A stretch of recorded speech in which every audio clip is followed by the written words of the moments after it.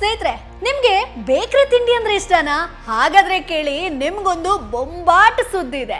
ಹೌದು, sweets, cake, ನಮ್ಕಿನ್ ಅಂತಂದ್ರೆ ಯಾರಿಗ್ ತಾನೇ ಇಷ್ಟ ಇಲ್ಲ ಹೇಳಿ?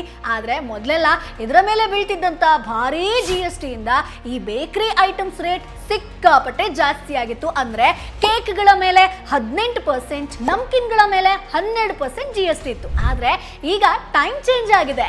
ಸೊ ಭಾರತ ಸರ್ಕಾರ ಬೇಕರಿ ಹಾಗೆ ಸ್ವೀಟ್ಸ್ ಪ್ರಿಯರಿಗೆ ಒಂದು ಬಂಪರ್ ಗಿಫ್ಟ್ ಕೊಟ್ಟಿದೆ ರೀ. ಹೌದು, ಸರ್ಕಾರ ನಿಮ್ಮ ಫೇವರೇಟ್ ಕೇಕ್ ಮೇಲಿನ GST ಅನ್ನ 18% ಇಂದ 5% ಇಳಿಸಿದೆ. ಸ್ವೀಟ್ ಶಾಪ್ ನಮ್ಕಿನ್ ಮೇಲಿನ ಟ್ಯಾಕ್ಸ್ ಕೂಡ 12% ಇಂದ 5% ಇಳಿಕೆ ಆಗಿದೆ. ಇದು ನಿಜಕ್ಕೂ ಕೂಡ ಒಂದು ದೊಡ್ಡ ಸೇವಿಂಗ್ಸ್ ಅಲ್ವಾ?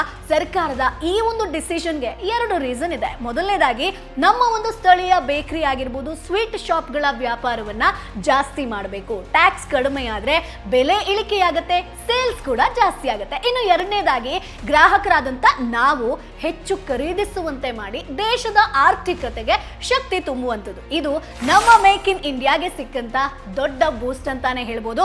ಇನ್ನು ಮುಂದೆ ನೀವು ಬೇಕರಿಗೆ ಹೋದಾಗ ಡಿಸ್ಕೌಂಟ್ ಕೇಳೋದನ್ನ ಮರಿಬೇಡಿ. Boss Vala, B the boss.